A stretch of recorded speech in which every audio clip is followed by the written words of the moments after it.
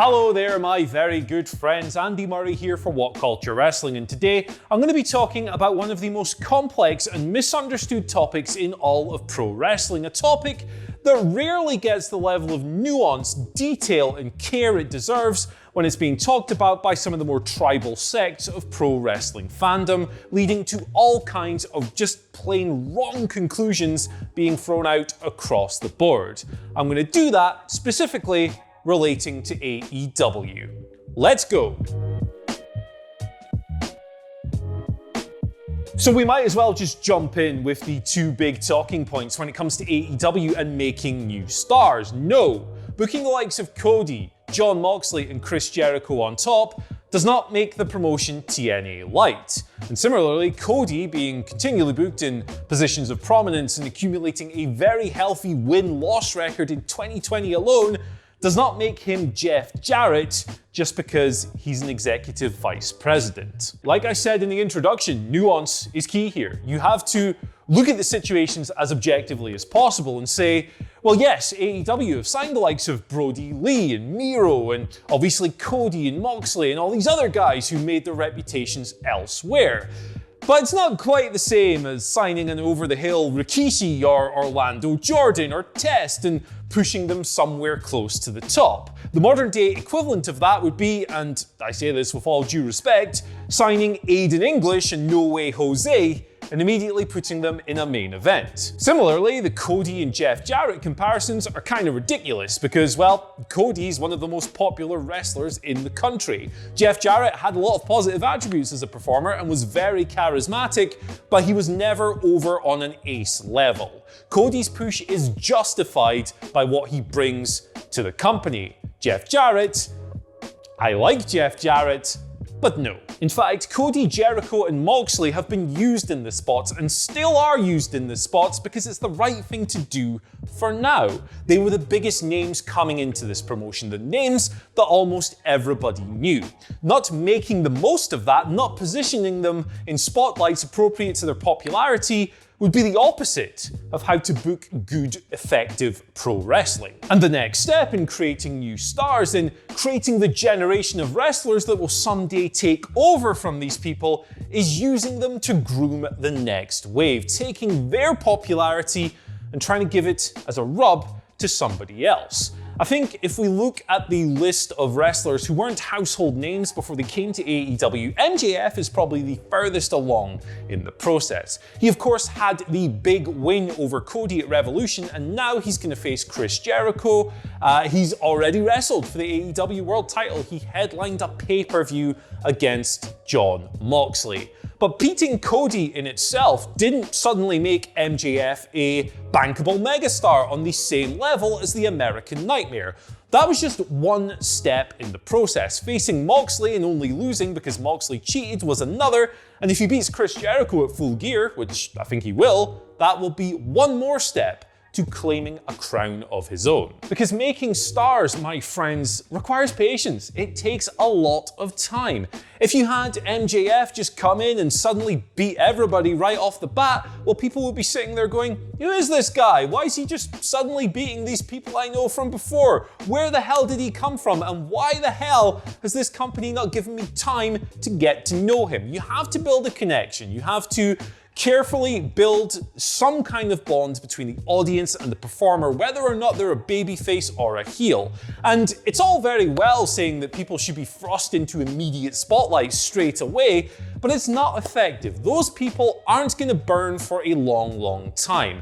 They aren't going to last. They are going to burn out over a very short period of time rather than eventually fading away like we'll expect the likes of Jericho and Co. to do over the coming years. But MJF isn't the only up-and-coming prospect who stands to benefit huge and take the next step in their elevation in the star-making process at Full Gear. In fact, the card is loaded with people, and even guys like Wardlow, who don't even have matches, Jungle Boy, they're right there as well. But I'm telling you today, in my opinion, the guy who stands to benefit the most and experience a major elevation should he win at Full Gear is Darby Allin. Just like every other up-and-comer on their books, AEW has been incredibly patient when it comes to the elevation of Darby Allin. Now, coming into AEW, he had a little infamy from his time in Evolve and around the WWM promotions. If you're a hardcore fan who had your eye on the indie scene, you knew who this dude was and you understood what he brought to the table.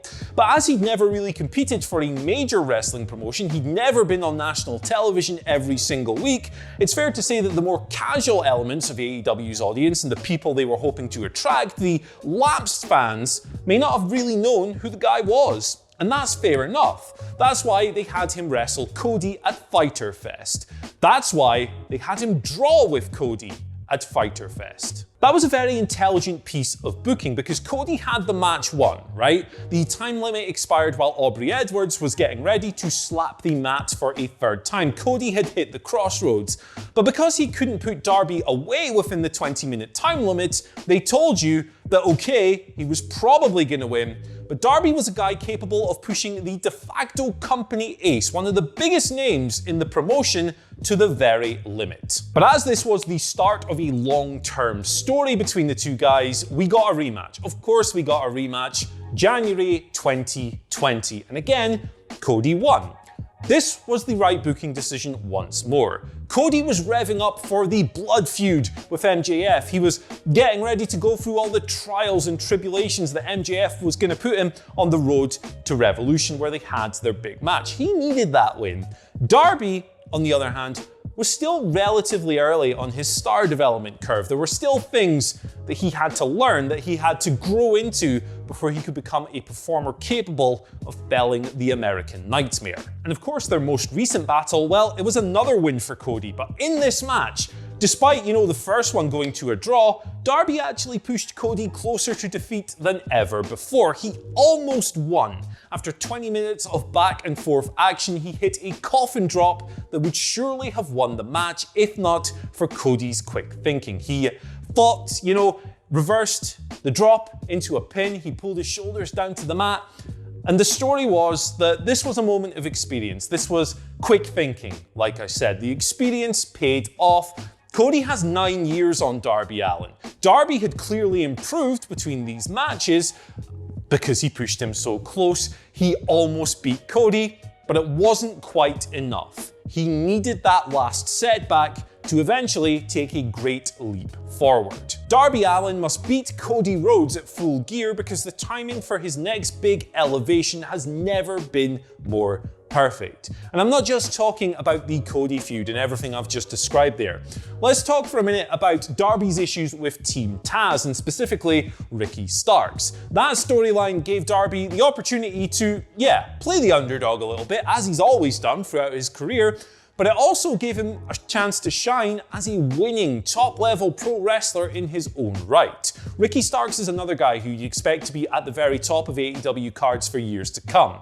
But just as much as Darby is chasing Cody, Ricky, at the moment, is chasing Darby. It showed that Darby has outgrown that kind of mid-level tier. He is now occupying a spot somewhere between that and guys like Cody, and he's going to take a bigger leap towards it, towards that upper level, the S tier, if you will, at Full Gear. And look, it doesn't take much to understand Darby Allin's appeal to specific demographics. This guy is an awkward, skinny punk kid who comes to the ring with his face painted like he's a member of the Misfits. He comes out to emo rapper Wicca Phase Springs Eternal, which puts him at the very zeitgeist of modern alternative culture. His idols are guys like Steve-O from Jackass and Tony Hawk. He comes from a really relatable background. His history is ladled with tragedy. He's straight edge.